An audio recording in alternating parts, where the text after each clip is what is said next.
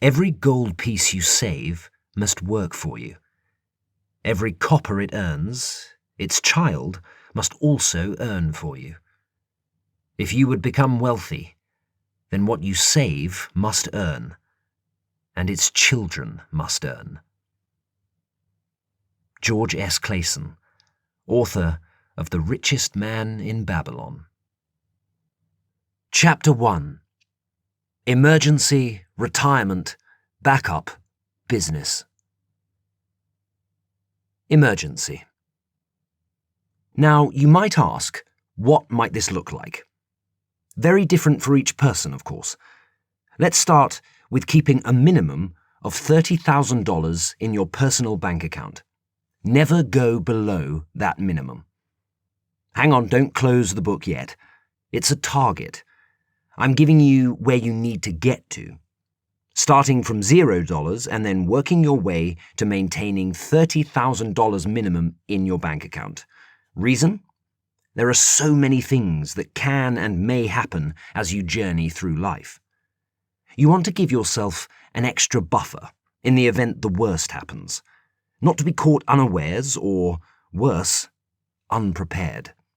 Again, these are targets I'm giving you, based on what I've learned about money in my own life. Go ahead. Open a Roth IRA the moment you turn 18 or earlier, and begin saving the maximum amount allowed on the first of every month. Why? You're paying yourself first. Why not? Open a certificate of deposit, saving even a bit more of your money.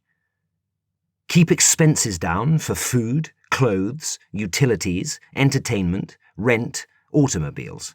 Rent should be no more than 20% of your after-tax income. Buy a reasonably priced automobile and ensure to get comprehensive insurance: theft, liability, collision, medical payments, uninsured bodily injury, property damage. And please buy a good automobile so maintenance costs are low. Also, ensure to have life, medical, dental insurance. If you have your own life insurance, use it for savings too. And give. Give tips. Help a stranger. These are all part of building your emergency fund.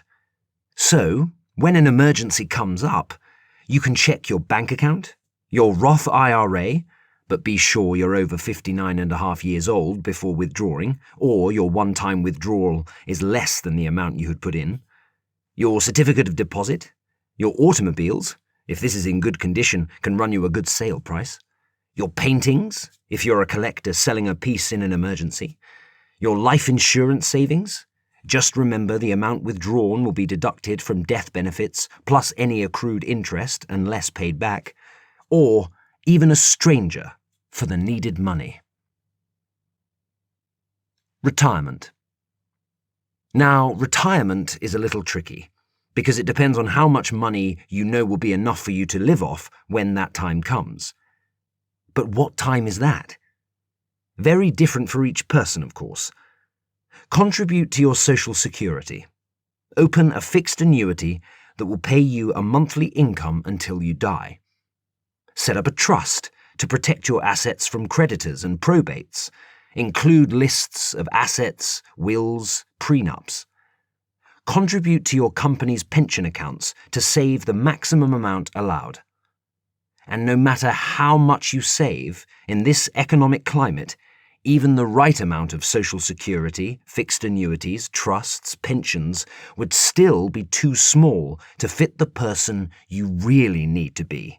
The person you were born to be. The person you were put on the planet to become. I told myself, towards the end of the year 2017, after noticing my Curves gym I owned was going out of business, that I wanted to make $60 an hour. That's the minimum I would settle for.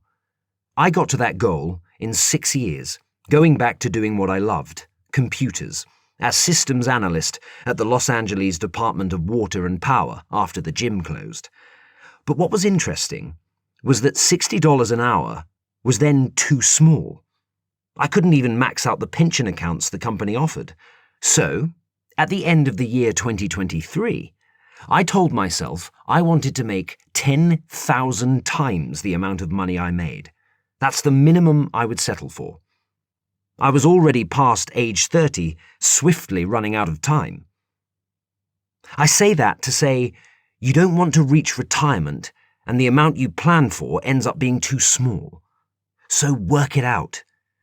If I made $600,000 an hour, there's no way on earth and in heaven that amount would be too small to retire off. Now, it's time to get to work. How can I help people to be able to make this amount per hour? How can I add that kind of value to the marketplace? What can I do that I'm not doing? Think. Use your brain. Now, bear in mind, this is my number, not yours. You will have your own retirement number. That's also good. Just multiply it by 4, or 10, or 12,000, because humans who are not yet aware of their spiritual greatness tend to set low goals for themselves. So, now that I have a number, notice how I'm not adding up food expenses and automobile payments and mortgages to get the total expenses in the future, then making sure the pension I would get covered it. No. What I'm doing is going the route that forces me to change myself into something or someone else who will get to this. What looks like an impossible goal. Look inside yourself. What is that one thing you do when no one else is looking? You sing, sketch, doodle, masturbate, dance, jump, swim, do some weird things with your body or voice. You look like a freak, you're a genius, you do nothing. You suffered a stroke, you've lost all your limbs, you've had brain damage, you're a victim, you're homeless, you're powerless, you're a drug addict, you're a daydreamer. What is it that you do? That you can do? Only you. It might be singing, drawing automobiles, breakdancing, body painting, giving voice lessons, teaching others how to recover from a stroke, how to recover from brain damage, how to regain self-assertiveness, how to recover from fentanyl addiction. Your soul is going to follow that, no matter what anybody says. That's just how it is. Your goal now is to continue following it, figure out how to offer your services to the public, and make money doing it. And that is your retirement number right there. Start making a list of what you're going to do. Write, draw, sing, sell, design, create, gigolo, pornography, sex retreats, sew freaky outfits, play basketball, conduct training seminars, score touchdowns, swim marathons, cycle championships, draw inspiration from Jerry Seinfeld, who created a TV series out of nothing if you can't yet figure out what you want to do. Dance, act, play a saxophone, guitar, violin on the train or at the park. I'd love to hear more freelance musicians play on the train. Whatever you have to do to generate a profit from the public. Legally, of course. And for God's sake, pay your taxes when the time comes. Talk, read, film, the plant phase. Keep selling what you do to the public for the next 6 years non-stop. The sweat and tears grow and expand phase. Then observe your manifestation of value you bring to the marketplace come true. The reap phase. If you do your best, your greatest at this, the riches you receive, the retirement money you attract to yourself, will never be too small to fit the person you've become. So, when you decide it's time to retire, you can check your Social Security, your fixed annuities, designate beneficiaries to leave your account to when you die, so money continues flowing to your loved ones, your trusts, your pensions, and your money from the marketplace. Designate an executor for your will, power of attorneys, contingency beneficiaries, for the desired monthly income until you die. Backup. Now, you want to have backup money in place before you start any business. What might this look like, you might ask? Very different for each person, of course. Let's say you envision a business making $60,000 a month. Then put aside $60,000 a month. Yes, I get it. You don't have $60,000 a month right now to put aside.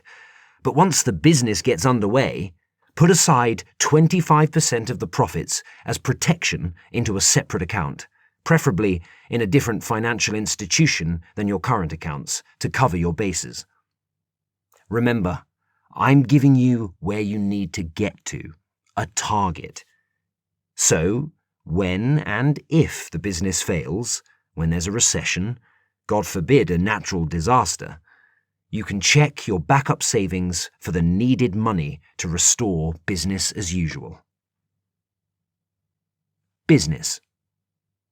Now, you might be asking, what might this look like? We all need a business, just like we need housing, jobs, transportation, medical, retirement. You'd think the government, since they know this, would have perfectly put infrastructures in place to achieve this for everyone. We've been here how long now? Over 6,000 years, and we haven't figured out things yet. Come on now. We know exactly what needs to be done. But no, that will not happen yet. We are cursed to forever live under a government that takes a 20th from its people and puts it in its own pocket. Unless all mankind declare Jehovah's government is the one they need, and then it'll happen. So until then, only a few, the 10% of people, get on with their lives. I tell you now, wake up. Get out of unconsciousness, get aware, get purposeful, get to self-actualization, get spiritually awakened, and get on with your life. Get to the person you really need to be, the person you were born to be, the person you were put on the planet to become. Get on the Forbes list with your name as the richest media and entertainment giant, richest automotive giant, richest technology giant, richest finance and investments giant, richest fashion and retail giant, richest real estate giant, richest sports giant, richest whatever. Just get moving. Maybe you're someone who everyone sees as a winner, but somehow, now that you're being seen, you're above the radar, you're being noticed, all of a sudden, you start losing. You give away your hand, your game, your power. Why is that? It's your own fear of yourself being a winner. That's what it is. That's all it is. You're not used to being a god, being a winner, being powerful, being invincible. Well, I'm here to tell you, that's all you are. A winner. A god. Invincible. So, the next time you feel seen, feel above the radar, feel watched, expectations of you winning grow, go ahead and win. Think. You're going to be your best. Focus on your next move. Don't be distracted by the people. Strategize. Go ahead and win. Win big. Win your best. I am also speaking to the people who have not yet become passionate about something, possessed, driven, guided toward something. What are you waiting for? Homelessness to be illegal? What a thought.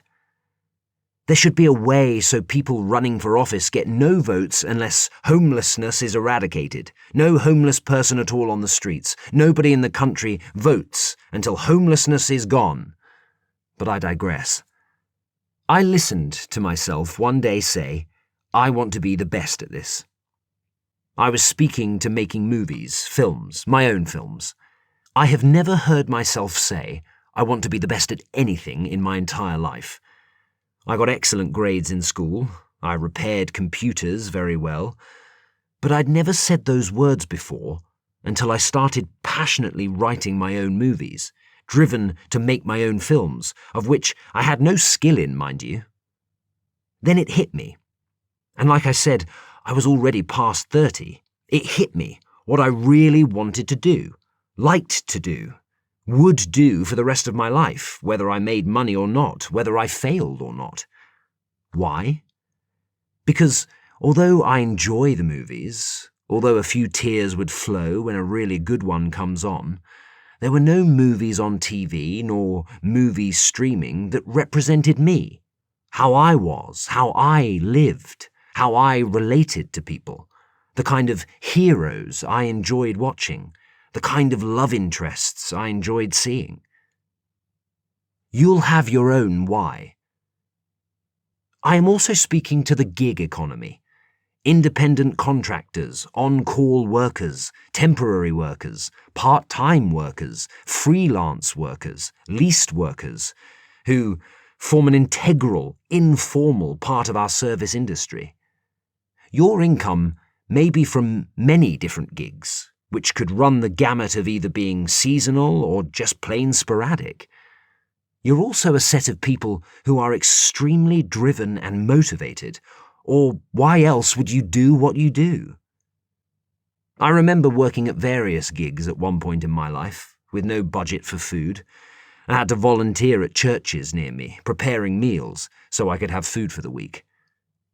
The fundamentals you'll receive during your read will inspire you, motivate you, instill hope in you for the future. You'll start where you are, at $0 if needs be, and work your way to the person you need to be. If you're in a full-time, minimum wage situation, same. On June 14th, 2023, the National Low Income Housing Coalition published, in no state, country, or city in the US can a full-time worker earning the local minimum wage come up with the costs for a 2-bedroom apartment. A full-time worker in the US needs to be making $28.58 an hour on average to afford rent on a modest 2-bedroom apartment in their area, and $23.67 an hour to afford a 1-bedroom apartment. When you're ready, and you're desiring to lift yourself out of your situation, this book will show you. Who knows? You may have already picked up a clue or two in this first chapter. Once awakened, passionate, driven, the end result, the destination, is generating profit from what you do, from the legal income streams that work for you, whether it be from stocks, from your own dream or business idea, from properties, from the stock exchange, or whatever scenario is unfolded to you. Preferably, parents should guide their kids on this, generating profit at an early age. It's like I always say, spend 30% of your money when you can. The remaining 70%. 10% to emergency, like charities.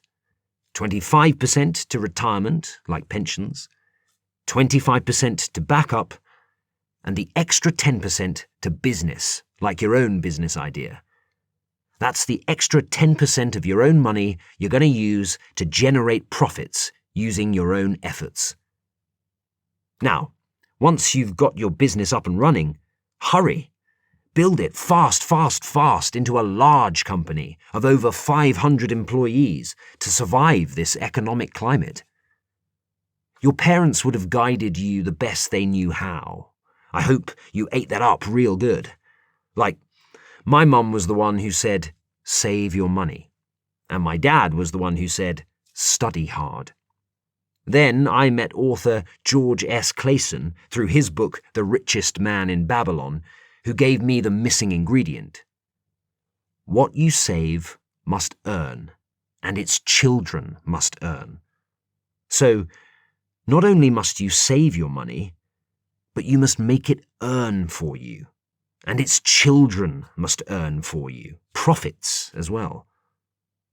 So, at age 30, when you're ready to choose not to work for anyone, you can check your business profits for the desired ongoing income and enjoy financial independence, the start date at which an individual or household has sufficient wealth to live on without having to depend on income from some form of employment. Quote, Every man is not the same rat running this rat race. Every rat is different, and therefore should be on his own path. Anonymous. Chapter 2. The 12 Different Pains. Now, there are 12 different pains, not a conclusive list, but the most common ones, that will either hold you back or propel you forward towards your dreams, depending on your perspective on them. I'm giving you my view on this, from my viewpoint, incorporating insights from astrologer Jeremy Neal, who published Chiron in Aries through the houses on his Chirotic Journal website. First, allow me to clear up fear. What is fear? Fear is your spiritual self recognizing that you're ready for the next great step, but your physical ego isn't yet ready or isn't yet sure. That's the definition of fear. There's no other definition. Reason being, fear isn't what really holds you back. It's you, your decision, your choice that holds you back, if anything. Fear is not what we are talking about here. Second, let me explain pain. What is the purpose of pain? Each and every one of us is born with a pain, a wound, a childhood perspective, some feeling of irrelevance, some area of life we feel weak in. We just can't shake it. We just feel disadvantaged in this area of life, or we feel protective in some area of life. The purpose of the pain is so we feel what another person goes through and can therefore be the best one to offer the greatest help to them. One pain may be associated with your physical body or your personality. Maybe you're not blessed with beauty. Maybe you're maimed like athlete Jessica Long. Maybe dwarfed like actor Peter Dinklage. Maybe you suffered brain damage like coach Jim Quick. Maybe you were born with no vocal cords. Maybe you stammered like American television host Steve Harvey. Maybe you paint and write with your left foot like painter Christy Brown. Maybe you were born blind and deaf like disability rights advocate Helen Keller. Maybe you suffered amyotrophic lateral sclerosis like physicist Stephen Hawking. Maybe you're soft-spoken, or maybe you hated your Welsh accent like radio producer Philip H. Burton. The pain forces you to dig deep within yourself, to research it, to figure out how you're going to work with it. Then it makes you aware of what you want to do or be, propels you forward to express yourself at the highest level of spiritual awakening for all mankind to become, and finally ushers you towards the manifestation of your dreams, where you are teacher, coach, or inspiration for others in some way. A second pain may be associated with your financial and material self-worth. Maybe you're poor. Maybe you're in a lot of debt. Or maybe you feel financially and materially insignificant. This pain will catapult you to creating your own financial significance, resulting in others learning from you how to improve their financial self-worth. A third pain may be associated with your communication and intellect. Maybe you feel you don't have a voice. Maybe you're not eloquent enough. Maybe you have low intelligence. Maybe you have poor handwriting. Maybe you suffer from dyslexia. Maybe you're autistic, or maybe your speech was painfully difficult, like for human rights activist Malcolm X. Malcolm X, with no formal education, literally studied the dictionary while in prison and used his incredible vocal power to assert a new political and social agenda in America. A fourth pain may be associated with establishing home, emotional security, and family dynasty. Maybe you're homeless. Maybe you feel a sense of irrelevance, that your contribution to family does not matter. Or maybe you feel emotionally insecure, like nowhere is home for you.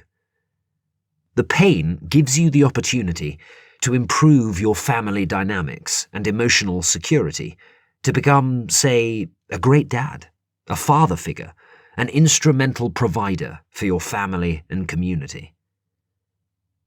A fifth pain may be associated with your creativity or your self-expression. Maybe you've suffered a number of miscarriages. Maybe you feel your sense of creativity is not worthy of recognition, like music composer Ludwig van Beethoven. Or maybe you feel inhibitions to self-express. Whatever it is, when you start to work with whatever you've been given, whether you think it's a curse or a problem, it is then that your creativity begins to unfold. Just stay with it. A sixth pain may be associated with your occupation or your health. Maybe you struggled getting acting jobs, like stand-up comedian Jerry Seinfeld. Maybe you've suffered a stroke, like actress Sharon Stone. Maybe you're a drug addict. Maybe you're obese. Maybe you're overlooking your fitness routines. Maybe you're a liar and a thief. Maybe you're lazy. Maybe you're always late. Maybe you're suicidal. Maybe you're a serial killer. Maybe you're a serial rapist, or maybe you feel your work is completely ignored. In the case of Seinfeld, did you notice how he told his own type of jokes and gradually created his own career path? For Sharon Stone, notice how she has a great acting career. The stroke hit, then she started on a new life path. Illness makes you aware of your own true life direction, what is truly important. Illnesses occur, to give you an opportunity to listen to your body and make a roundabout turn. If you are working a job you know you hate, and you do have something else you love doing, if you are stuck in an abusive relationship and you know you do deserve more, if you're eating really poorly and really do want to start a new fitness regime, the illness makes you listen to your body, so you make the necessary changes. The illness is a light switch telling you, showing you, reminding you that the inclinations you have always been feeling and hearing in the back of your mind, the stuff that has been telling you something isn't right about this life direction, something isn't kosher, this isn't right for me, this isn't what I really want to do with my life, are accurate. Now it's time to follow them. Any addiction, notice how it has a set time frame that it lasts for. After that time frame, do you notice how the addict changed? Whether by another individual's intervention, or by some meeting, or through being institutionalized in some way. The alcohol or the substance used numbs its users, so they don't have to deal with something or someone in their life. But after facing it, facing that someone or something, understanding it, accepting it, working with it, because it's all they have anyway, then comes the real change. Serial killers and serial rapists are a different kettle of fish. They are a more specialized group of people who hone their craft and are on a mission. They have a routine, a schedule, something they must do, almost like they are obsessed, different from addicts, and they fully accept who they are. Researchers have all agreed these groups of people have some vendetta against so-called moralistic society, against a type of person, and/or against a type of political condition. Serial killers and serial rapists would have to want more from what they're experiencing in life, more from the results of their own efforts. There would have to be something still insufficient about what they're currently doing, like it isn't really fully giving them what they're truly desiring for change to begin. So, because they haven't yet seen this light, they just stick with what they know and continue doing their routine. This particular pain is a realization into the fact that the world or society or any person can never be the blame or the cause for whatever they feel has happened to them or whoever they feel wronged them. The only path forward is acceptance of self. You exactly as you are without blame. Rise to the level of seeing how you can work with what you've got. Listen to the other side of your mind. There is a direction that leads you to more, and how you know you're there is in what you've manifested out into the world where you've become an activist, coach, or inspiration in some special way. Even thoughts of suicide are a clue to something. It's something or someone trying to escape from or no longer want to face. But look at how many people tried suicide and failed. The thought of suicide is not for you to actually commit it, it's for you to be aware of the truths involved. Look at the truth, accept it, accept what it says about you, then work with that. Work with what you've been dealt with in life. Work with it. Ask yourself, what can I do with this? The seventh pain may be associated with your business partners or your close relations. Maybe you feel powerless. Maybe your needs are rendered insignificant in one-to-one relationships. Maybe you feel an inability to assert yourself. Maybe you've been bullied, like stand-up comedian Chris Rock. Maybe you've suffered domestic violence and physical abuse, like singer Tina Turner. Maybe you've been dominated. Maybe you've experienced sexual abuse, like American talk show host Oprah Winfrey. Or maybe you suffered mental abuse from your father, like filmmaker Tyler Perry. This pain will guide you to find a means of creating your own significance in close relationships, while showing you how to give people more freedom of self-expression and self-assertion. Since you feel the pain the most, as a result of having powerful authority figures over you and being restricted when it comes to being yourself, you are the best one to offer the greatest help in the area of sensitive and empathetic expression of authoritative power. The eighth pain may be associated with other people's resources or your sex drive. Maybe you're in fights over inheritance. Maybe you have no willpower. Maybe you're a gold digger. Maybe you're a master manipulator. Maybe you're impotent. Maybe you're frigid in intimate relationships. Maybe you're a sex addict, or maybe you suffered a sense of sexual worthlessness, like magazine publisher Hugh Hefner. This pain gives you the capacity to develop your own money, your own sexual power. The ninth pain may be associated with higher learning and your philosophy of life. Maybe you're underqualified and inexperienced in your vocational life.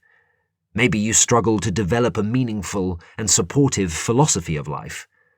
Or maybe you're born with mental disabilities and suffer learning difficulties. This pain will generate sorts of persons like, for instance, educator Maria Montessori, activist for mentally retarded children.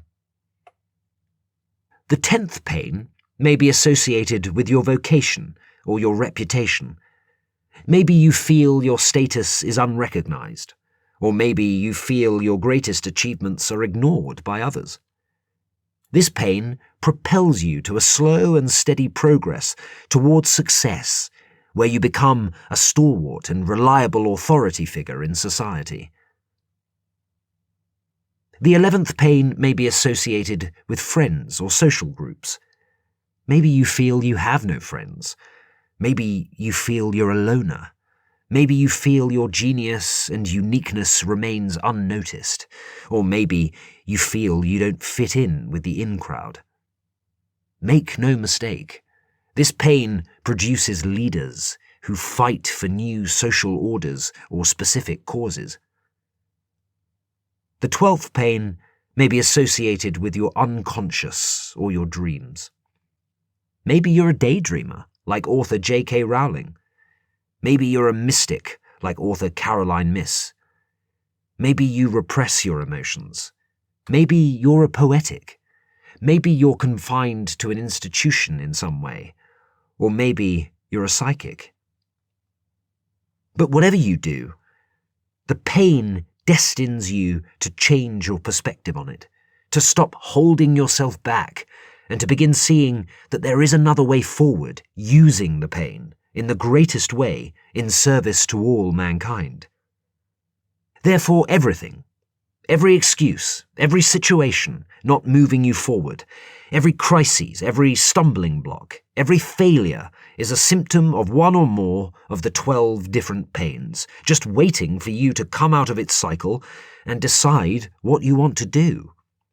Lazy, stuck in a bad relationship, feeling worthless, hate your job, not making enough money, racist, procrastinating, narcissist, suicidal, addict, not fit, stammering, autistic, not creative, undergoing constant tax audits, no college degree, no faith, poor branding in the marketplace, disloyal friends, stuck in the past, slow reader, stuck in a rut, writer's block.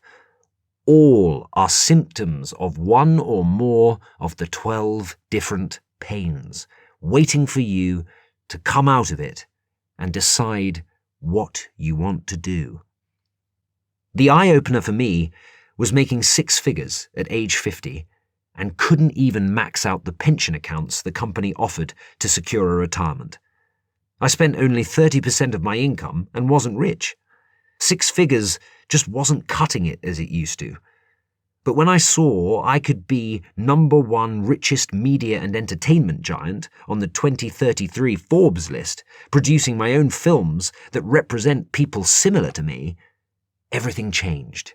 The pain forced me to remove every and all limits I had on my ability to assert myself.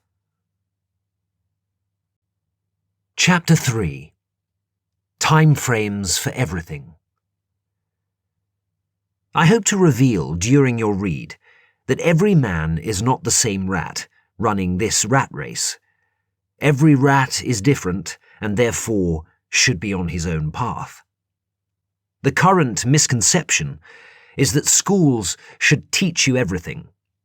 But if schools taught you everything, you would never gain in value. Gaining value comes from constantly improving your knowledge and skills. What society should just accept is that schools provide the basics, and it's up to individuals to now be responsible for their own skill set development. The rat race just amasses more automobiles. Notice that? We can't all be doctors, lawyers, engineers. The more I can help everyone I come into contact with become rich early, the less traffic there'll be on the roads because rich people fly, they don't drive. That's my goal. Everyone rich early. Once you've got a handle on your pain and you're in pursuit of your dreams, there are time frames for everything under the sun.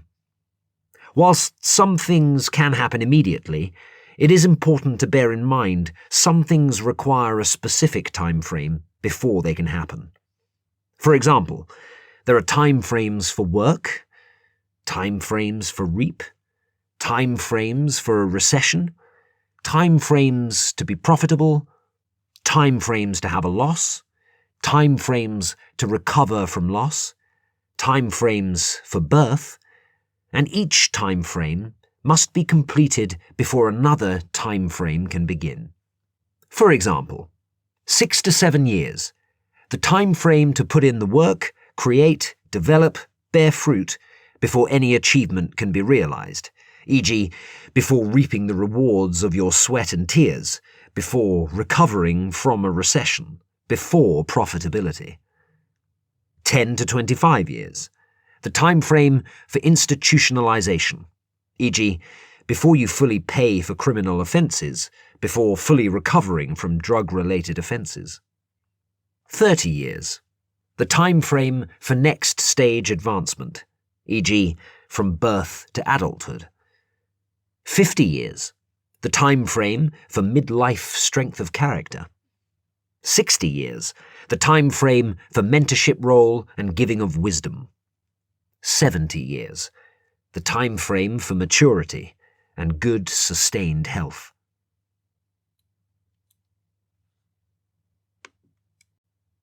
Chapter 4. Think twice before you attack a woman. In the past, A lonely road, a female walks home alone. She's followed, attacked, left raped. Now, in a time where women are more skilled, there will be no more of this. It would read, a lonely road, a female walks home alone. The thought of following her wouldn't even enter your mind, because if you did follow her and attempted to attack her, your throat would be slit with a legally carried weapon or knife that she would not be afraid to use in defense of her life and/or property. You're at a charging station.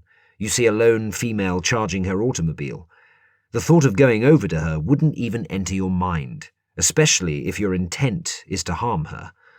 You would know that you would lose your life in that moment. It's not worth it.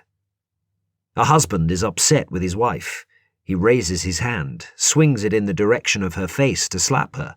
She blocks the slap, breaks his wrist. No more where that came from. So, no more domestic violence calls to 911. No more batter, bruised females in shelters. No more women accepting batters and bruises out of fear. Women change the landscape of physical crimes against themselves. A special note to female security guards. Hair should not extend beyond the bottom edge of the collar. Hair should be arranged so as to not interfere with vision in any way. Hair should not be left hanging down in a ponytail hairstyle for safety reasons. At one point, I thought to myself, it would be great to have a world where no physical bodily crimes or blue-collar crimes existed. Why not white-collar crimes instead?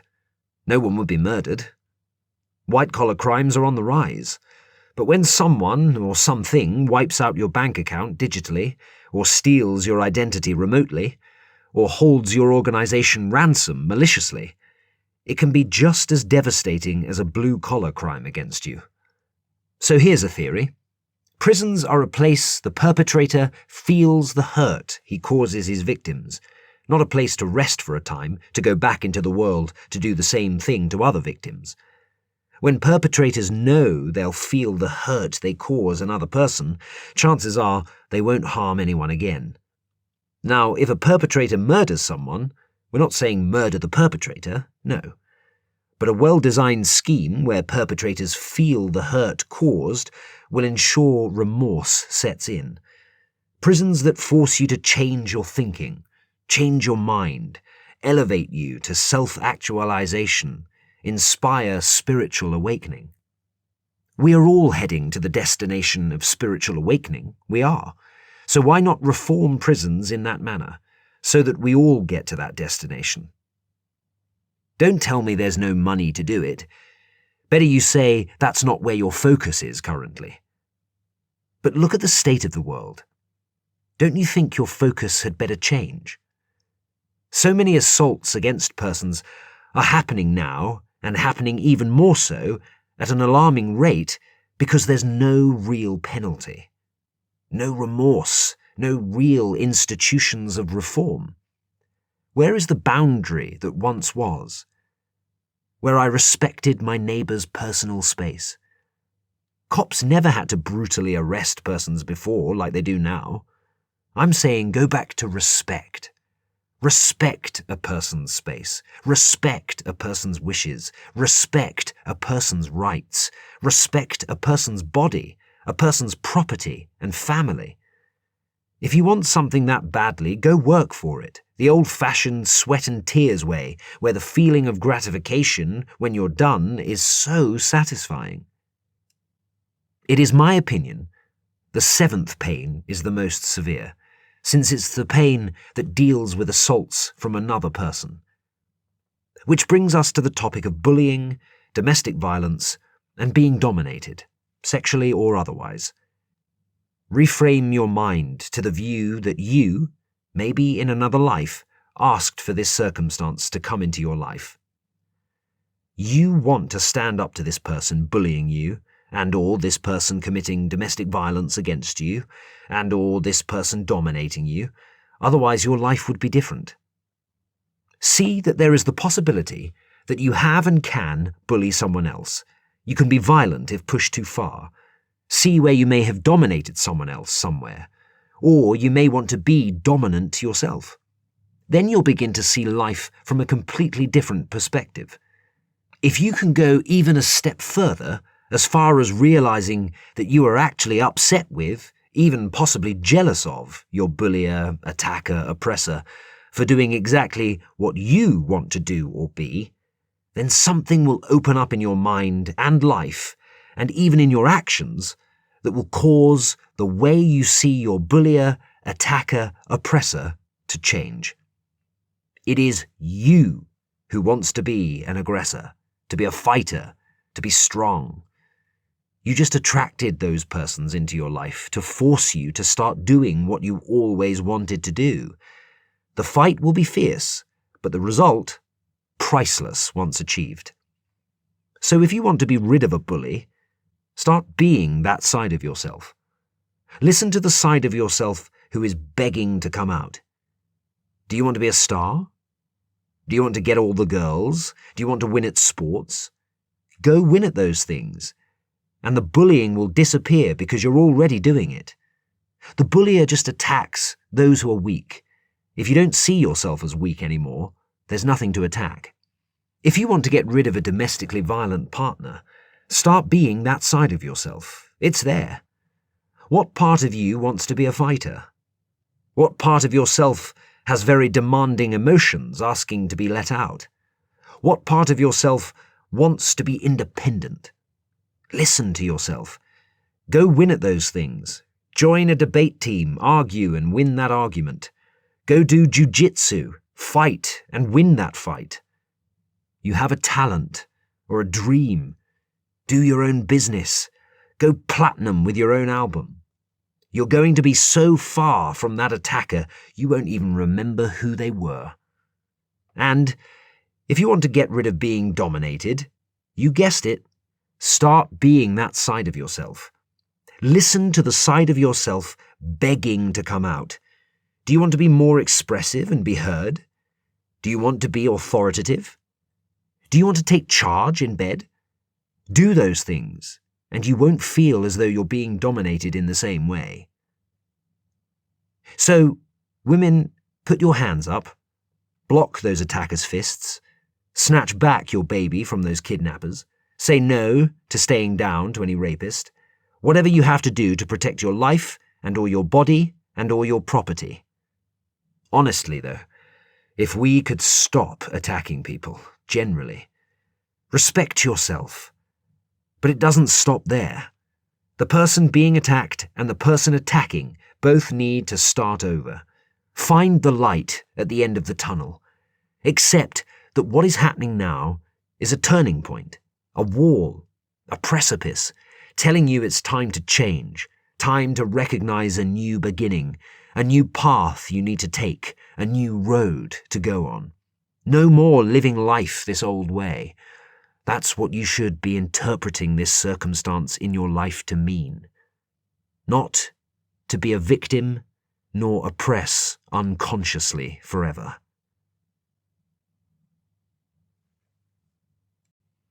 Chapter 5. Stop being a late ass.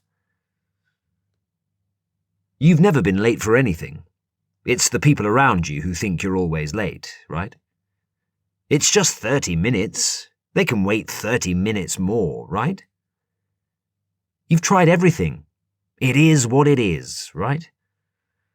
It is my opinion. The sixth pain sometimes appears in mediocre forms, but still must be dealt with. Learn how to always be on time. How do I do it? I can tell you it's like relationships. You have to work at it. Okay, so you have an 8:30 a.m. staff meeting. How drab, right? You watch everyone else. No one else is even budging in the direction of the conference room. You check the clock. It's 8:29 a.m. You tell yourself you've got time. Now it's 8:35 a.m. You drag yourself in the direction of the conference room. You say morning to everyone else walking into the meeting late too, and as you walk in, you observe a few employees who arrived early. This has been your pattern all your life. Late for church, late for school, late paying bills, late on your mortgage, late on dates, late for appointments, always late. It's like I was commending my dad 6 days before the year 2023 Father's Day that he's still with the same woman. Bill Gates and many others caused their breakup in the middle of their old age. Why would anyone do that to themselves, I would ask myself. Wives being so very understanding in these areas these days, especially wealthier wives, that is. What husbands have forgotten is that if they want more from their wives, they've got to do more. Remember, you were the one who saw her, chose her, and she said yes, right? Now, she has stopped putting out because you haven't done anything new with yourself for her to find you even remotely attractive anymore. So you have to start over, sir. Pretend you're seeing her for the very first time. Start working out. Get a promotion. Learn a new language. Learn a new skill.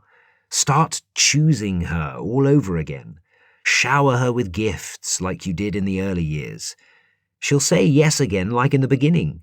She'll start fixing up her hair again because you attract to you who you are. You attract to yourself the new person you are becoming. That's it, husbands. Fix yourselves up if you want your wives to get back to putting out. Don't forget, wives keep score too. So the same for being prompt. If you want to be early, if you want to be on time, you've got to do more. Wake up earlier. Get 2 alarm clocks or watches if needs be. Go to bed early. Set the time 30 minutes early if you have to. Whatever it takes. Pay for a wake-up service. In other words, start saying to yourself, I will be 30 minutes early to everywhere I go. Put in the work. Wake up 30 minutes earlier than normal. Tell yourself you're a 30-minute early man. Go to work 30 minutes early. Go to that staff meeting 30 minutes early. Get in your automobile 30 minutes earlier than usual so you can get to that date 30 minutes early. You have to set it in your mind. I'm a 30-minute early man. I'm never late. Do everything in your power to never be late, even by a second. Why? You attract who you are, and you need to get to that person you really need to be. Now, what does the research say? It says it's arrogance, time blindness, zero value of self, why people are always late. I say it's just, you reel the toilet paper from the bottom, I reel it from the top. So where do we go from here? Ask yourself the question, what would you like someone else to do for you? You are the host of the staff meeting. Would you like your employees to straddle in late? You wait for your date to show. Would you like him or her to arrive late? You order dinner. Would you like the delivery service to be late? You own a bank that collects mortgage payments. Would you like late payments from your customers? No, no one would. Then ask yourself, is there another underlying reason why I'm always late? Why am I always late? Why do I allow myself to always be late? What do I get out of it? There is something going on there. You have a philosophy, and this philosophy is guiding you to always be late. What is that philosophy? What new philosophy can you now live by? Specifically now, because you need to get to that person you really need to be, the person you were born to be, the person you were put on the planet to become. Go back to your dreams. What were they? Put pen to paper. Write down what you want. What do you want to do? Then start doing it. It's possible you lost your way disguised as being a late ass, but no more. Now you're ready for more. Now your eyes are open to new possibilities. One of our greatest challenges is keeping our mind on our highest goal. We'll aim at $20 million profits, then later shrink it to $2 million, saying to ourselves, that's more manageable. I can achieve that. Reach high when you set your dream's goal. It's not for you to understand how it will manifest. It's for you to work towards it and let the universe do the rest. You don't plant watermelon seeds with the goal of watermelons and then say, no, they're too large. I prefer tangerines. Those I can manage. No, you just plant, put in the work, dream your highest, and allow the universe to conjure up the means by which you will arrive at your dreams. I always felt powerless around powerful people, like I couldn't be myself, like I shouldn't be myself around them, my parents, authority figures, powerful men, until I realized I was a powerful person myself. Powerful people saw me as an authority figure, someone who they were even intimidated by or easily influenced by. Nothing came for me, though, until I was past age 30. I just kept studying in school, from kindergarten to university. Friends would call me Sponge, because I would just suck up the lessons so quickly and pass my exams so fast. It was at age 40 that I got the first inkling of an idea of what I wanted to do, what I wanted to become. Then I noticed myself writing it down on paper, a plan, visualizing it. It wasn't until the dream got clearer that the details got more specific, and then it began unfolding to me how I would work towards this dream. Man, did I start hurrying. You begin to realize it's so much to do in so little time. It's the same for you. Start where you are.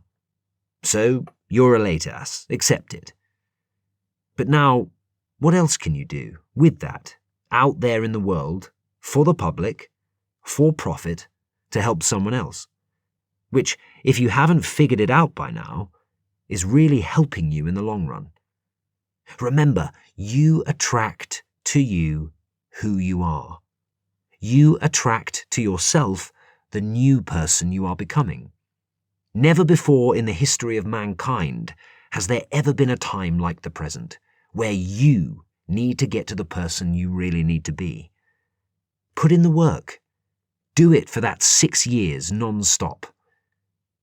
That's you building, creating, and developing the value in yourself.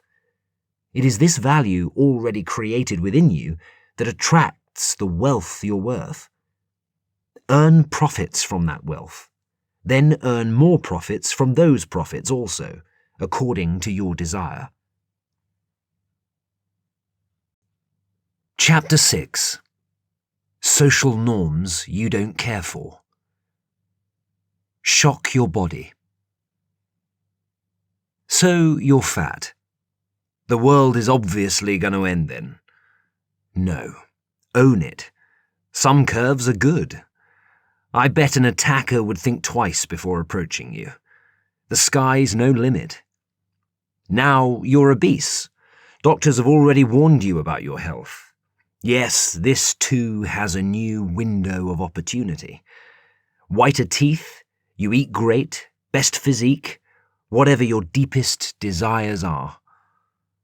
Use the formula, what is that one thing you do when no one else is looking? What do you want to do or be? Make a list of what you're going to do in pursuit of this dream. Whatever you have to do to generate profit from the public and set the highest goal, put in the work. Do it for that 6 years non-stop. Attract the wealth you're worth. Then make what you save from that wealth earn you profits, and those profits earn you more profits. You'll never be the same again. Start brushing your teeth with fluoride twice a day. That's in addition to regular brushing. Watch the teeth naturally renew. Accept that you eat great right now. Where you stand or sit, shout, I eat great. Tell yourself, I eat great always, every day. I eat great. Notice the changes begin to happen in this area. You can't follow social norms, or even your own ideas of what fitness regime to use. You have to follow a class, a mentor, a trainer. The best physique comes from doing what you would never normally do, That's the only way to get results from any fitness program. If it's easy to run, then that's not what you should do for your fitness regime. If it's easy to cycle with a buddy, then that's not what you should do for your fitness regime. You've got to do what's hard, what you would never normally put your body through. You've got to shock your body and your muscles. A combat boot camp class, an extreme workout fitness video, a professional trainer. 3 times a week for the next 6 years non-stop, but it must be for profit, from the public. Think. Use your brain. Offer fitness products for sale. Start a podcast to garner viewers. Host fitness classes for people like you. Sew fitness gear. Buy a gym. Get 2% fee off total assets, 20% off all profits. Or do your own business idea that may not have anything to do with fitness. Observe the new person you've become. One last point, but by no means the least. Good sustained health with rejuvenated physique comes after 70 years of consistently looking after yourself. Why aren't we in the gym then in our 90s? Holidays. I have said no to friends who invite me to their homes for Thanksgiving or Christmas. Over the years, I've just never enjoyed it. At their homes, relatives come over, sit, eat, never get up again, especially the men, then leave. For that very reason, I no longer go to people's homes. It's just sit, eat, more food to eat, and nothing to do before or even after eating. Run, play, a game, sing, dance, something, nothing. I'm that person with the charades, Connect 4, Jenga games ready to play. I want to do something when I get to your home. I want to dance to music. I want to play football. I want to play bun-eating contests, beer-drinking contests. Tap, you're it. I want to play Monopoly, Scrabble, Uno, you name it. Let me be clear. I enjoy food, just as the next man. But I do not want to sit, eat, watch TV all day, clean your home, wash your dishes, so ensure you use plastic plates, nor cook, the same I already do at my own home. Let me know what you prefer I bring. I usually take champagne or something similar when going to family and friends. Conversations. And boy, do I like the quiet. At work, at home, when I'm driving, with a Lyft or Uber driver. People seem to need to talk all the time, to take up the time. I feel if you're going to just talk to kill time, then the conversation isn't really meaningful then, is it? You're just killing time. I prefer to have meaningful conversations. Ask the right questions that reveal to me how interesting that individual really is who I'm speaking with, because everyone has something special to teach us all. You'll have your own quirks. Health. I'm a stickler for not holding anything in, especially when it comes to the smooth and efficient functioning of the body I was given. I'm a big fan of getting things out of my body as fast as it is willing to leave. My mindset is, the faster it gets outside me, the less gets clogged up inside. So, my job is to make the necessary accommodation as best as I possibly can to get stuff moving. If he has to pee, find the nearest lavatory, wherever it may be. If he has to expel, raise that left butt cheek if needs be. If he has to poo, hell yeah. Exit that executive meeting. Get that job done pronto. This I recommend to everyone. Don't hold anything in. Allow your day-to-day actions to add to the well-functioning flow of your body's fluids, gases, solids, cells, organs, and bones. Play. Play is vital. Working 24/7 is not. When last have you, as an adult, played? Really played with your spouse? Anyone? Chased them around the bed, the dining table, the house? Go back to playing more. It reduces stress. It increases your sex life. It connects you back to your kid-like self. Life is not just eat, work, maybe a vacation or two. Life is fun, so play more as you go through the process. Cell phones. I have stopped buying cell phones. I'll wait until the size gets back down smaller with batteries that last a minimum of 30 days again. I say that to say, don't pay attention to social norms. Don't follow the crowd. Also, watch what you do and say socially. It all affects your ultimate journey to your dreams.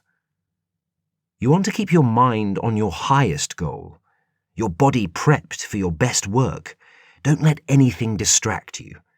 Keep people around who enforce your goals, who are, too, awakened spiritually, heading to their truest, highest self. Quote, "There is no such thing as something for nothing." Napoleon Hill, author of Master Key. Chapter 7. Getting down to work. So where do I start? I'm all confused. Too much information. I don't want to. It's too much work. I don't have all the knowledge. Is it Friday yet? Are all responses to leave you broke at age 40, or worse, broke at age 60? Let's agree, it's much better to choose to do the needed work than be forced by life, illness, or karma to do the needed work, right? I had already written 2 movie scripts. My lovely friend and retired English teacher helped me format and proofread the stories. Then I found myself aiming high, higher than ever before. We'll make 48,000 films in 2 years, create 48,000 albums in 2 years, write 48,000 books in 2 years. I began doing what American entrepreneur, author, and motivational speaker Jim Rohn said: work harder on yourself than you do at your job. I taught myself the animation software Blender. I hunted down audio recording equipment and studios. I looked up best-selling self-help books. I stopped wasting time. Every minute I had on the train, every minute I had at work, every minute I had at home, I wrote an extra line in my book. I recorded an extra melody for my album. I created an extra scene of my movie. So I have my accountability person, a retired English teacher, my emergency contact person, a cafeteria worker. All I need now is my mastermind alliance group, according to American self-help author Napoleon Hill of the book Master Key, 2 or more persons who work in perfect harmony for the attainment of a definite purpose. I contacted people on Craigslist to animate my movie, streaming services online to sell my music, self-publishing websites to sell my books, in order to form my alliance. I began writing out a schedule of what needed to be produced and by when. Some days I was excited with my progress, other days frustrated with my computer speed, others annoyed with Blender. Some days I was sleepy, other days I was stuck, I couldn't move forward, others I had so much energy. But they never said it was going to always be fun nor exciting. It's work, and that's what it's supposed to feel like.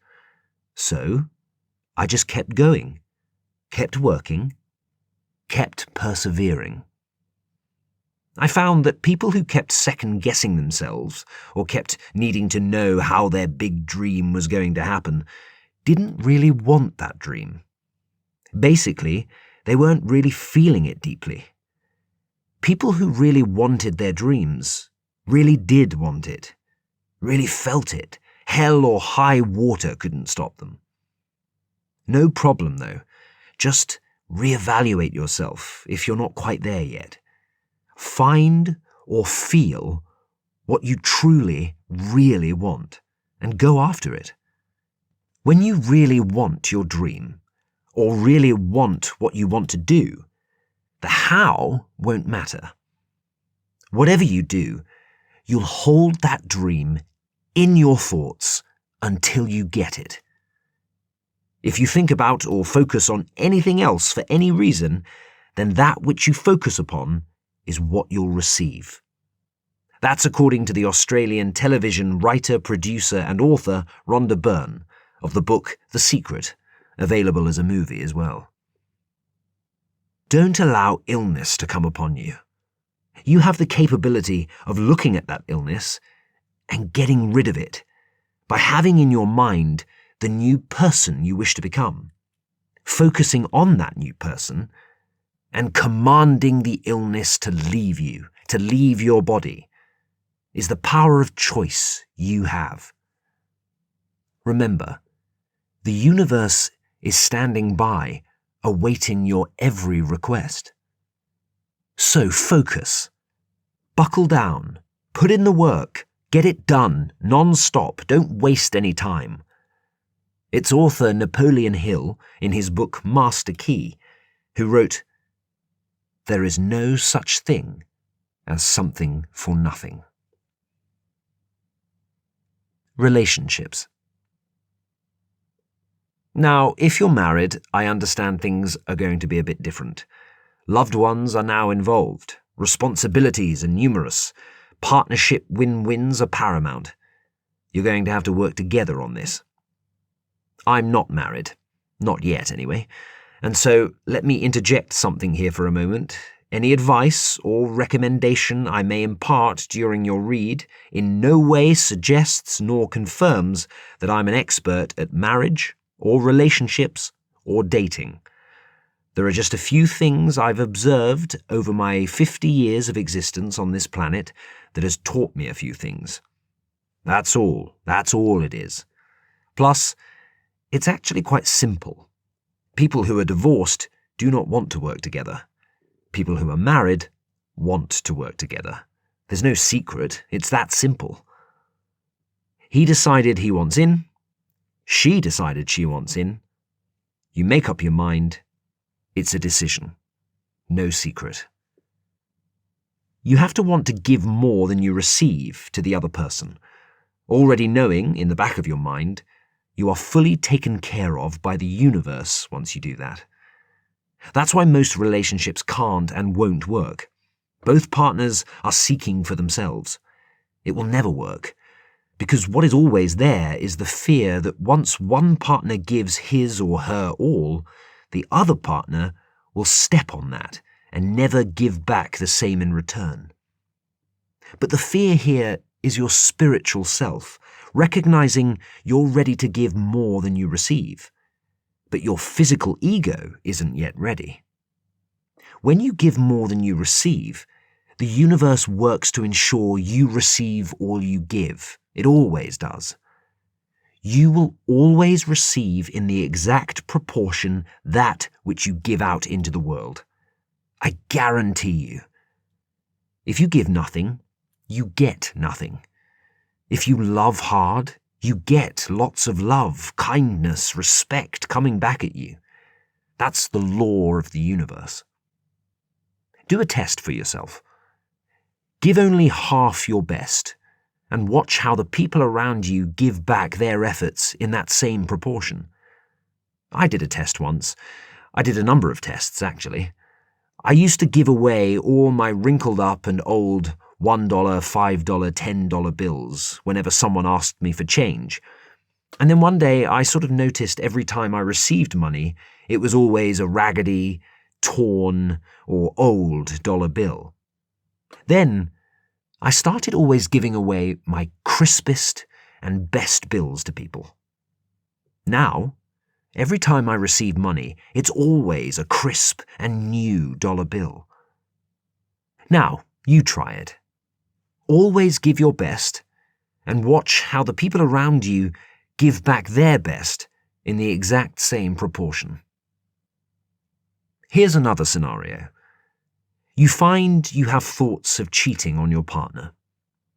You will begin to see and observe clues or signs that suggest to you your partner is also cheating on you.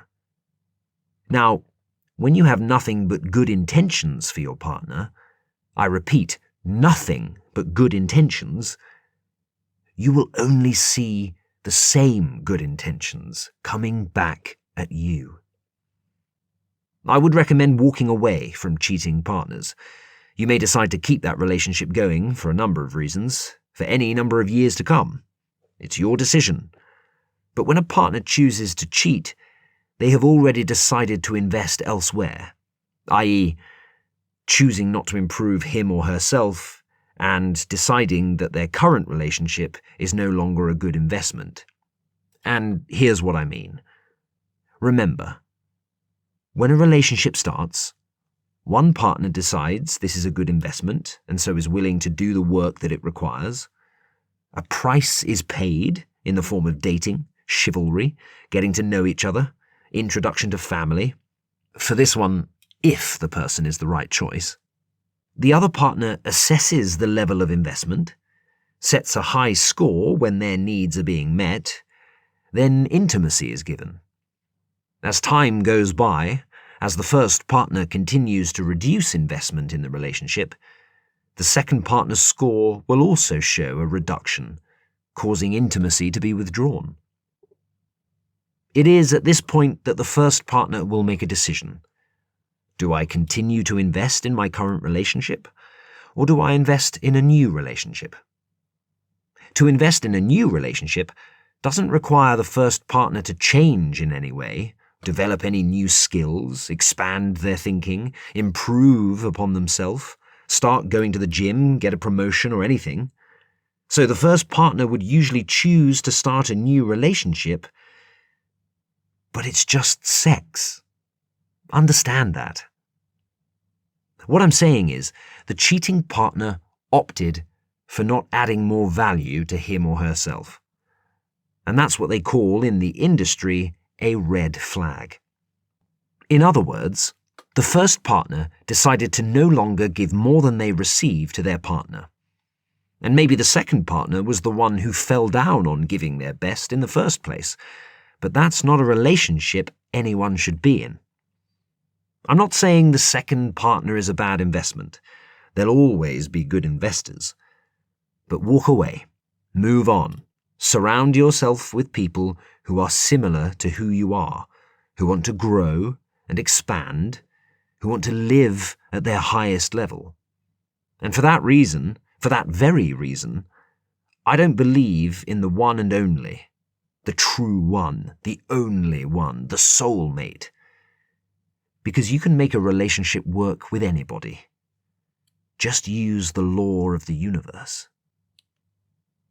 Men, keep investing in your relationship. It is a price that you must pay to get what you desire. Women are always keeping score, and when the score is too low, it's time to up your level of investment. Expand yourself. Gain more knowledge and skills. Learn a new trade. Own a new company. Choose the current relationship. Give more in order to receive more. Use your creativity. Surprise your partner for a whole week. Both partners decide what they want in the relationship. There's no secret. When you do not give more than you receive to the other partner, so many other things begin to break down in the relationship. The men complain, "She's a nag." The women complain, "He does nothing around the house." The men complain, "She treats me like a child." The women complain, "He's like a child." You have to want to give more than you receive to the other partner, so respect comes in. And you'll hear things like, the men brag, "She gives me time with the boys." The women brag, "He always takes out the trash." The men brag, "She surprised me with a blowjob on my birthday." The women brag, "He bought me the biggest diamond necklace I've ever seen." Both partners are not seeking for themselves. Both partners are always growing in the relationship. That's the only way I see a relationship will work. If either partner stays the same, the relationship will begin to die at some point. Each partner has to grow in the relationship. We, however, do need a new way to view marriage, though, maybe in the form of a 7-year contractual agreement.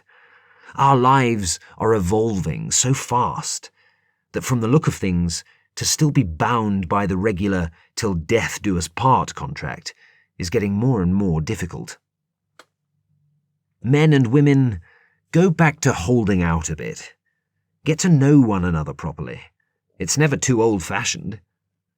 Even American television host, producer, actor, stand-up comedian and author Steve Harvey of the book Act Like a Lady, Think Like a Man states, "Women set the bar too low, giving away benefits way before a 90-day probationary period is even over, the necessary time needed to get the full details on who the man really is and what are his intentions. Men set the bar too low also, in my opinion, not respecting themselves enough. Please assess the full portfolio of the woman and meet the full scope of her needs. My recommendation is a 90-day probationary period for all dates, a 7-year contractual agreement, which includes a prenup clause, for all marriages, and a 90-day close-out period for all divorces to appropriately split assets." The dating scene has gotten even more confusing. You don't even know who wants whom anymore. I don't even know who, for example, non-binary persons are attracted to. Say I wanted to set them up with someone. Who are they interested in? What are their preferences? You see what I mean. We have to go back to holding out a bit, get to know one another properly, dig deeper below the surface, especially for a long-term investment. Think about how this person will appear to you after the love phase is over. Will you still be willing to think of their needs first over yours? Will you still find them interesting? Will you still want to be around them? For the ladies, author Steve Harvey of the book Act Like a Lady, Think Like a Man suggests you should ask, during the dating phase, 5 questions to determine if he's serious and whether you are in his plans. 1. What are your short-term goals? 2. What are your long-term goals? 3. What are your views on relationships? For example, is his relationship with his mother normal? 4. What do you think about me? 5. What do you feel about me? Once married, you're going to have to work together on the dream. You're going to have to be on the same page. You're going to have to fight the same fight, reach the same goal, motivate like a basketball coach, and finally, win together, like it's truly supposed to be.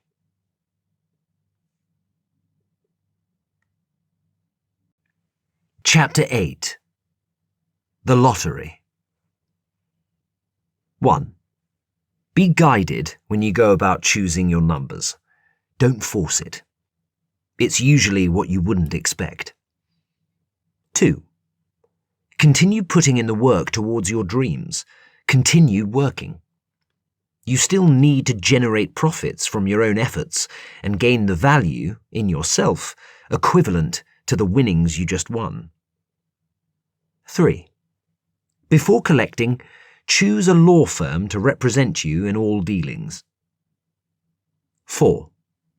Before collecting, choose an accounting firm to handle your IRS paperwork. 5. Before collecting, choose an investment firm to create a trust for you, to collect the winnings for you, to keep your name anonymous.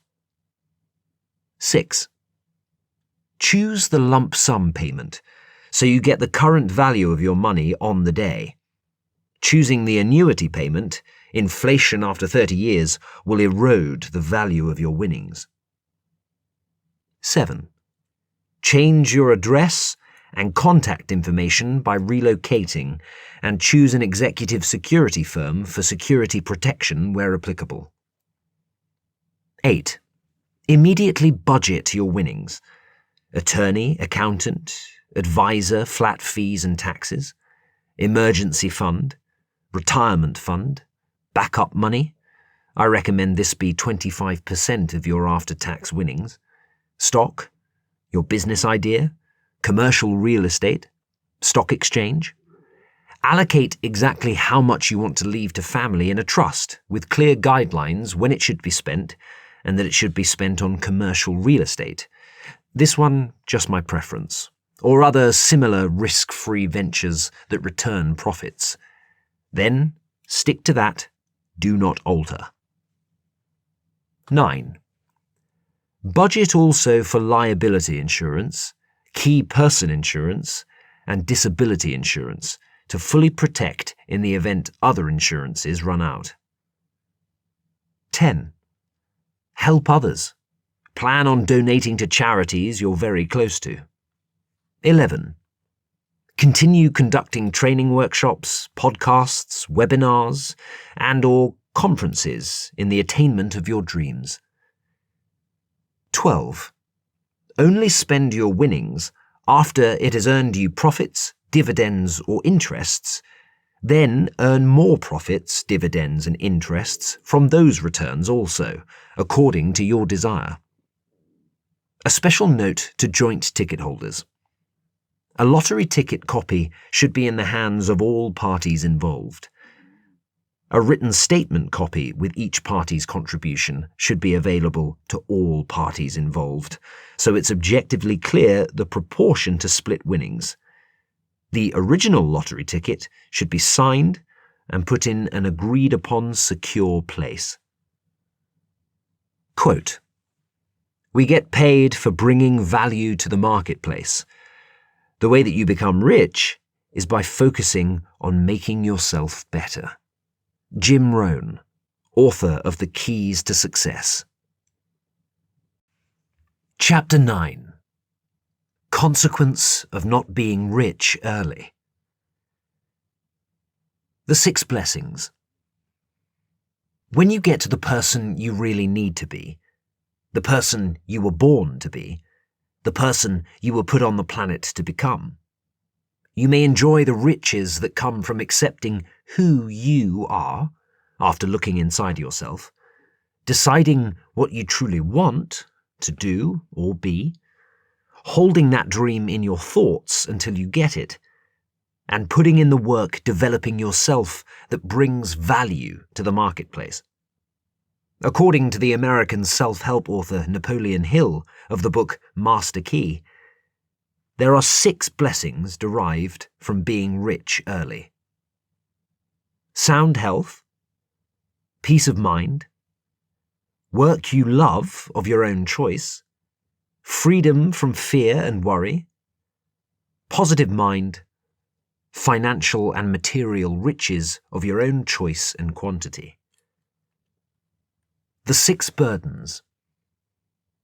You must, however, suffer the consequences that come from neglecting to get to the person you really need to be, the person you were born to be, the person you were put on this planet to become.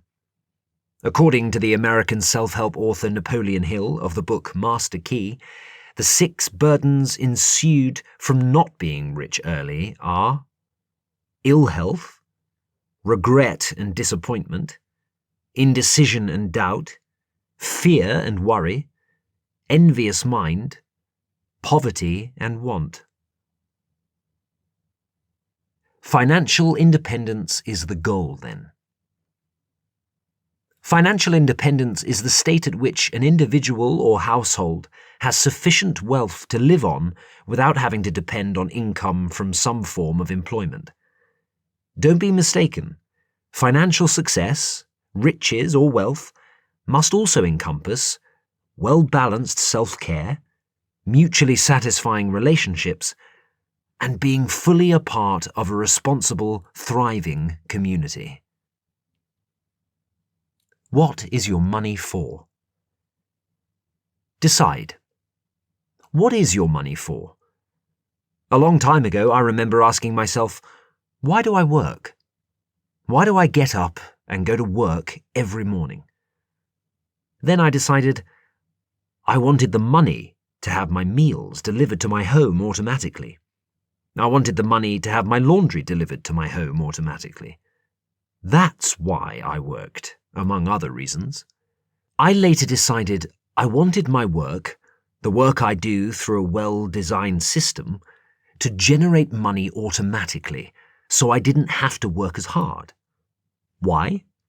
I liked automation, things done for me automatically, so I could focus on other, more important things, like enjoying meaningful companionships throughout my days and throughout my routine social life. So what then is life's purpose? Your life's purpose is your decision to do or be a particular thing or person, respectively. The universe does not shower upon you your purpose. You don't wake up in the morning and it falls into your lap. You actually make a decision and say to the universe, this is what I'm going to be doing with my life. And so that then becomes your life's purpose. For some, their life's mission. Others, their social cause. Chapter 10. Pass on a legacy. Wealth should be passed to the next generation, and to their generation after that, based on their family tree. Keep the wealth in the family through wills, trusts, prenups. Teach family members how to acquire wealth, how to have wealth work for them, and how to pass wealth to the next generation. I would like to leave a legacy for my nieces, for their nieces' nieces, and for their nieces after that. Wouldn't that be great? Why do families come up, are forced to work excruciating hours every day for the rest of their lives? Their kids come up, forced to work excruciating hours every day for the rest of their lives. The same for their kids and their kids' kids. It's time to stop that pattern. Everyone has the choice of work he or she wishes to do. It's the right of every man. Everyone has the choice of the way he or she wants his or her life to be. It's the right of every man. Don't forget that. So stop prodding along richless, as a society, like there's not enough riches to go around. Get some money under your belts for your families and your families' families. Get back to being a hero, a leader, a visionary. Stop lying around on the streets doing nothing. Get some money under your belts for your children and your children's children. Who's with me? Can I hear an amen? Chapter 11. Make a Decision Workshop. The Formula. I found that people won't make a choice until what they want to be or offer is the best. People won't make a decision on what they want to do or be unless it's the best they're going after. Notice that? Because unless it's the best, they're not going to read the books to get better, they're not going to stay up all night to get the extra mile, and they're not going to add the extra value to their customers. When you're going after the best, notice you don't even need as much sleep anymore. You don't even need as much food anymore. It's like really becoming spiritual, where you no longer need physical desires met. Notice how Jesus started his life's mission of gathering disciples around age 28 to 30. He was awakened spiritually, walking on water, turning water to wine, healing the sick, as early as age 30. As a society, we're making this choice too late in life. We're entering this awakening phase too late in life, especially since we're all dying earlier and earlier. We should be spiritually awakened already by age 30. The equivalent of being, like I said in earlier chapters, retired by age 30, so you may share and help others early, manifest your life's purpose early, enjoy the blessings of being rich early. Life is not the everyday existence that you're living right now. That's not life. Life is when you hold the dream in your thoughts and get yourself to it. That's life. That process of getting to the dream, the best, when you make that decision. So as of right now, this instant, forget your past. Forget that you're ugly. Forget that you're poor. Forget that your dad disowned you. Forget that you abused your power upon others. Forget that you're being bullied. Forget that you can't speak well or have no education. Forget that you don't know where your next paycheck is coming from. And do the following right now. Right where you stand this instant. Say the first step. I forget the past. Repeat after me. I forget the past. Now repeat after me. I have the whitest teeth.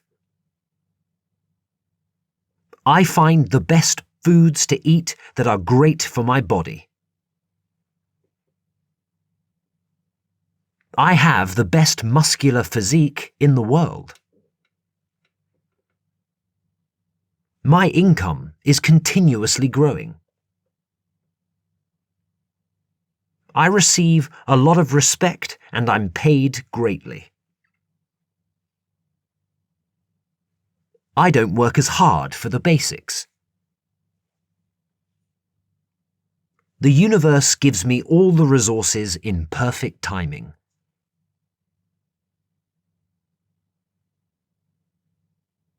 I give love, kindness, care to everyone I come into contact with and receive lots of love coming back at me full-fold.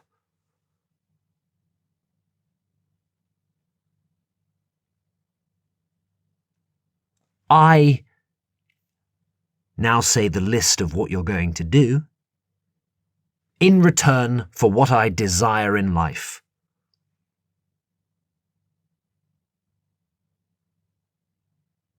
My competence is at the highest level it has ever been. Everyone is getting me to my destination. It seems I have an exuberance of energy every day I awake to do all my tasks.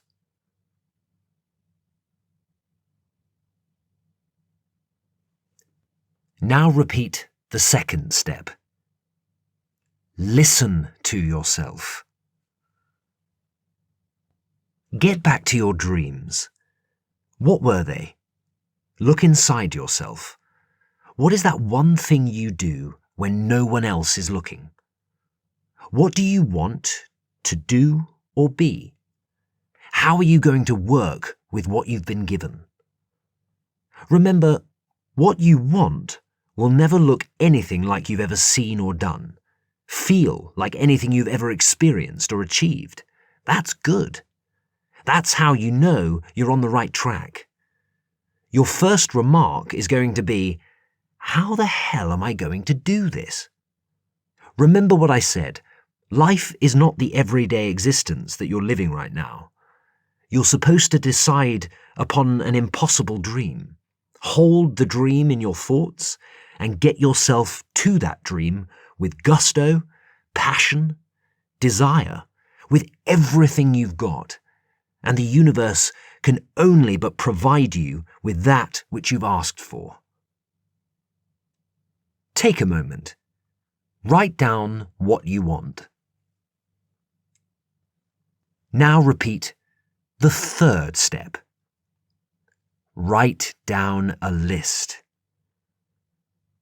Make a list of what you're going to do in pursuit of your dream, your best, your highest goal. Write down a list of what you intend to do for what you desire from the universe. What are you going to do that will amount up to what you desire? Remember, this is an exchange. It's the price you must pay for what you truly want. So if you want $600 million, you need to put a list together, and that will involve the things you need to do, with your mastermind alliance group, don't forget them, that will produce that kind of riches. Start small. Break it down. What can you do now? What can you do now with what you have? What can you do now with what you've been given? Look at someone, a mentor, a celebrity, a college professor, a business owner, a senator, any visionary, someone who impresses you, someone you want to be like. What are they doing? Are you able to start something similar at your level? I looked at American actress, dancer and singer Jennifer Lopez, net worth $400 million in year 2023. She is always creating something. A new album, a new clothing line, a new perfume line, a new jewelry line, a new film, and the list goes on. Now your turn. Hold the dream in your thoughts, and you'll see the universe will realize your dreams for you when you least expect them. Pause. Write down a list of what you're going to do. And now repeat the fourth step. Give and make yourself better. American entrepreneur, author, and motivational speaker Jim Rohn, in his book The Keys to Success, wrote, "We get paid for bringing value to the marketplace. The way that you become rich is by focusing on making yourself better." Read the books to gain more understanding, learn a new language, learn a new software application, develop yourself, hone your craft, develop your competence and your creativity in what you do, put in the work, sell your dream to the public for the next 6 years non-stop. Don't waste any time. This is the expression of the highest self, spiritual awakening, creating, developing, producing, gaining the value in yourself, improving your knowledge and skills in pursuit of your dreams, in pursuit of being the best, in pursuit of your highest goal. This is what starts the attraction of wealth to you, and soon the generation of profits. Bringing value to the marketplace is producing, always producing, something for the public. Creating, always creating, something that helps the public solve a problem in a myriad of ways. So, you should always be working on getting something out to the public, all the time, non-stop, always giving. Now, write down the first 12 things you're going to do with your riches. Now repeat the fifth step. Receive, and what you save must earn, and its children must earn. Get ready to receive, because it's sure to come. Budget your riches when they arrive. Remember, your emergency fund, your retirement fund, your backup fund, my recommendation, 25% of the profits as protection, and your business idea fund for a research and development department or a mass marketing campaign. Set up wills to leave inheritances for the next generation. Set up trusts to protect your assets from creditors and probates. Set up power of attorneys who will make decisions for you when you're unable to do so in business and/or medical affairs. Then ensure what you save from that wealth earns you profits, and those profits earn you more profits according to your desire. There are a lot of you who feel you're very poor at this time and might be saying to yourself, "This is not for me. This is only for the elite rich." To you, I say, start small. Break it down. You will be rich too. For every dollar that you save, the proportion that goes towards your business idea, take those dollars and make them make you profits. Then take a portion of those profits and make them make you profits, according to your desire. Keep doing this for every dollar that you save and watch the change happen in your life too. Now, don't spend everything you make and then come back and say it doesn't work. No. For every dollar that you save, the proportion that goes towards your business idea, take those dollars and make them make you profits. Then take a proportion of those profits and make them make you profits according to your desire. Watch your riches grow every single year. For the gig economy, you must sacrifice and set aside a portion of your check for making profits. You have to. Some of your money must grow, must earn for you profits, and over time, you too can enjoy financial independence. For those in a full-time minimum wage circumstance, you have to sacrifice and set aside a portion of your wage for making profits. You must. Buy and sell a product for profit. Rent storage space for profit. Try any multitude of ways to make profit. Legally, of course. In order to elevate yourself out of your circumstance, some of your money must grow, must earn for you profits, and over time, you too will enjoy financial independence. Start where you are, at $0 if needs be, and work your way to the person you need to be. A special note. There's always an offset for getting exactly what you want, though. And it's also getting one thing you hate. One thing. I'll use American television host Steve Harvey's marriage as an example, if he doesn't mind. He saw his wife-to-be, Marjorie, and instantly knew he would marry her. What comes with such a great wife is her home decoration style, which can sometimes seem too much for Harvey. Harvey got exactly what he wanted, a great wife, but he also got one thing about her that he may not like as much. Harvey's wife got exactly what she wanted, a great husband and provider, but also got one thing about him she may not like so much, his messiness. You will always get that in life. You cannot remove the thing you don't like as much, like her decoration style, and still have that particular great wife. You cannot remove his messiness and still have that particular great husband. It doesn't work that way. The two go together. You have to work with her decoration style to enjoy that particular great wife. Or, put another way, it's her particular large-scale decorative style that makes her the wife she is. That's just the law of duality. So, same for you. When you finally get what you desire, there will be one little offset there that you too won't like. But not to worry. It comes with the package. You can't remove it, though. It complements and works well with your chosen desire. Take a moment right now to write down the 12 different ways you are earning profits right now.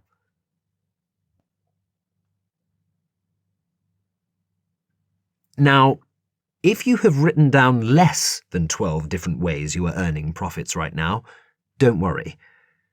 Take the time now and write down what other ways you plan on earning profits and ensure you get them completed within the next 3 to 6 years. Now repeat the final step. Leave a legacy. Now write down the names of the people in your generation you would leave an inheritance to.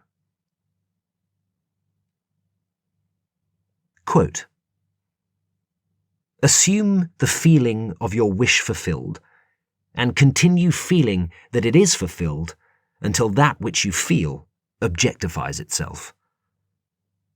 Neville Goddard, author of The Wish Fulfilled.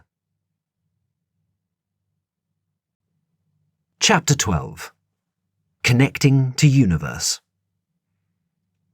For me, if you took everything away, knowing I died giving more than I received is all the contentment I desire. When you give more love, more kindness, more care, they will come back to you full-fold. I implore churches to reveal the needed true information to their followers, really teach them, really inspire them, spiritually awaken them. We are at a time now where churches must do more, must improve upon what has already been done, upon the needed change society craves, so more value can be added to the global community. Every one of us has this universal power. You could be in an impending automobile accident and command it not to happen today. That's the power you have. You could see a trailer truck about to accidentally run into a crowd of people. You can command it to stop. That's the power you have. That's the power everyone has. Your mind, what you believe you want to do, and the universe are amazing together, if done right. When you're at your dream, doing your best, receiving your riches, keep connecting to universe, connecting to source. Keep forgetting the past. Keep listening to yourself for new directions. Keep writing down a list. Keep making yourself better. Keep making your riches earn. Keep leaving a legacy. And keep ensuring you give more love, more kindness, more care out into the world. Note, it must be very clear in your psyche how you would feel when you attain your dream. You cannot be in need and receive. You never find what you want. You find only that which you are. Author Neville Goddard, in his book The Wish Fulfilled, states, "Assuming the feeling of your wish fulfilled, and continue feeling that it is fulfilled until that which you feel objectifies itself." Spend your days living your future days in your mind, your imagination, your body, over and over again. Feel exactly how you'd like to feel when you're at your dream, when you've attained your dream. According to Goddard, look as though you saw, listen as though you heard, stretch forth your imaginary hand as though you touched. The universe awaits what you feel is true and manifests it for you. Here's another application of this principle. Let's say you see someone who irritates you very much. When you change your thought of how you see that person, for instance, by saying something to yourself like, "Paul is ideal as he is. Paul is getting me to my destination." The next time you see Paul, you'll notice how he appears differently to you. He might even appear more helpful. You fulfilled the feeling you assumed.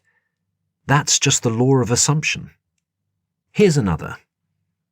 You're in a relationship. You go into it, for instance, by saying something to yourself like, "I love myself very much. I always take care of my every need, and I feel secure in who I am." You'll notice you receive love and care from your partner in a secure environment because you had already imagined it for yourself, felt it for yourself to be already true. Continue to keep connecting to universe. Continue to assume the feeling of your wish, your dream, your desire fulfilled, and continue feeling that it is fulfilled until that which you feel objectifies itself. Your new life now is imagining the future you want, walking the walk, feeling the feelings, thinking the thoughts to make it appear. That's living done right. Bonus for parents. I want this book to be in the hands of every individual who has a child, every individual who is thinking of having a child, everywhere in the world. Firstly, as parents, you already tell your kids to save their money at an early age. All of you have opened savings accounts for them to save their weekly allowances and from their extra earnings. What I want you to do now is to step it up a notch. As parents, now tell your kids to earn on their saved money at an early age. All of you open Roth IRAs for your kids and guide them towards ventures that make a profit at an early age.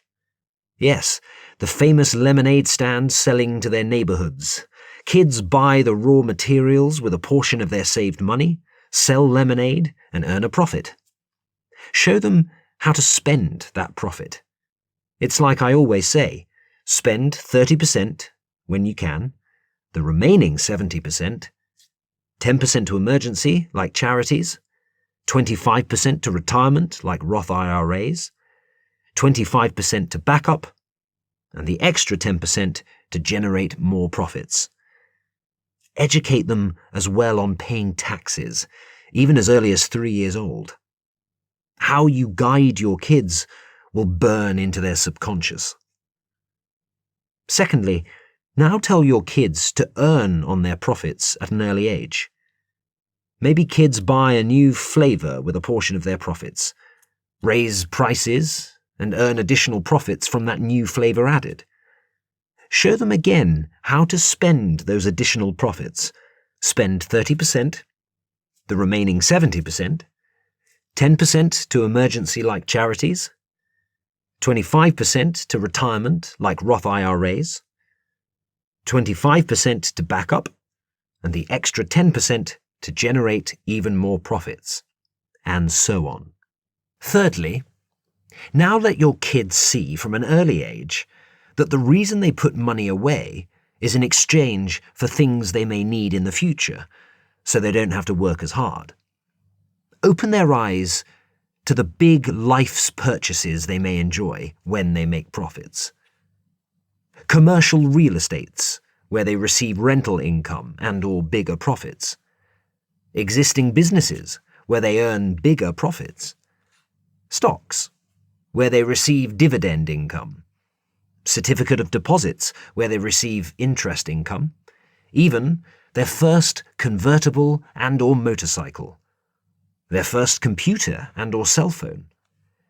It is recommended that your kids know what net worth they'd like to have, the total value of all their assets less debts they'd like to have by the time they are age 30, just like they know what they'd like to become when they grow up.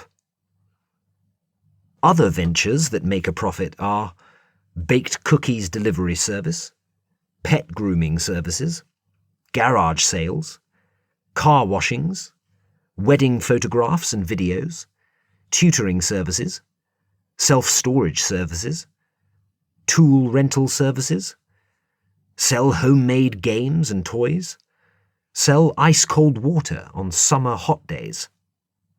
All kids, when they continue earning profits throughout their life, will enjoy financial independence before age 30. Bonus for the LGBT IQA+ communities. I want to share with the LGBT IQA+ community a trick I learned. This is geared towards the lesbian, gay, bisexual, transgender, intersex, queer, questioning, asexual, non-binary, pansexual, etc. community, and any person or groups who feel they fall into this community. Have you ever walked down the street and say, for instance, you saw a huge, bulky, strapping man walking towards you? Some of you may immediately feel threatened, and even move on to bulking up as well to protect yourself as you walk by him. Some of you may have already crossed the street to walk on the other side.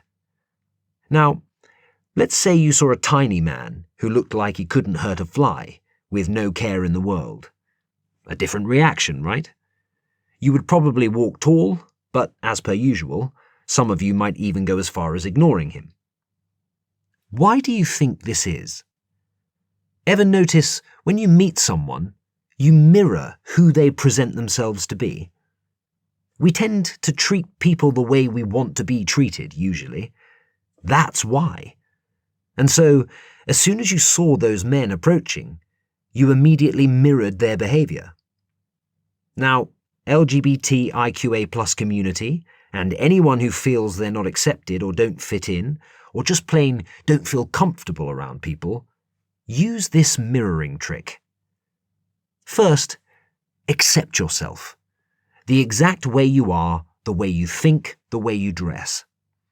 Second, walk down the street like no one can change anything about you. Speak the way you want to speak. Live the way you want to live, legally of course. Dress the way you want to dress. Train people in the way you want to be treated. What name should we call you? Third, observe how people now treat you in return. It's exactly how you want to be treated. With that said, no more suicides because you're gay. The world will see you and accept you when you have already done so yourself, meaning when you are very comfortable with you. The world is a mere reflection of how you see yourself. So if you see yourself as a lesbian who does not fit in, the world will treat you as a lesbian who does not fit in. Once you walk the way you want to walk, talk the way you want to talk, be the way you want to be, legally of course, the world can only but treat you that exact same way. And as quickly as is possible, start making more films that show the LGBTIQA+ community population already in receipt of acceptance and moving swiftly towards bigger and brighter hopes and dreams, like gold at the Olympics, #1 trillionaire on the Forbes list, President of the United States of America, world's greatest professional golfer, celebrating 50th year wedding anniversaries, and so on. Bonus. For buying companies. A 3-year-old should be buying companies as well. Why not? I'm particularly focused on kids being rich early, getting to the point in their lives where they are functioning at their highest selves, getting there before age 30. Parents, I call upon your active participation in this area. Guide kids to earn profits earlier. Buying existing companies provide fully trained human resources, established customer base, already defined operating expenses, existing supply chains, an inventory of goods, capital, assets, revenue, profits. So get first-hand knowledge on how to do this early. Firstly, you can either buy a company with debt, lend money to the company with the expectation of getting that money back, or with equity, buy shares in the company, with ultimately the majority shareholder owning the assets. Secondly, once you've identified an existing company for sale, boring simple businesses like laundromats, rental properties, self-storage facilities, trucking companies, vending machine companies, senior care centres, car washes, according to business investor Cody Sanchez, then understand why that business is up for sale. Is its competitors too far ahead? Business debts too high? Location a problem? Brand an issue? Owner near retirement? Sale on the market for several months with no buyers? Ensure you evaluate the value of the business by examining its tax returns audited by a certified public accountant, balance sheets, profit and loss statements, cash flow statements, sales records and accounts receivable, accounts payable, debt disclosures, advertising costs, property documents and equipment, as set listings including all vehicles, intellectual property assets, core processes. Thirdly, have a well-structured terms of sale to close and use seller financing, e.g., a portion of the profits of the company go towards repayment to the seller. Fourthly, fix up the business and raise the prices. Fifthly, offer more services to the customers. Sixthly, buy the competitor, then repeat these 6 steps. Then, sell the company for 3 to 6 times more in 3 to 6 years.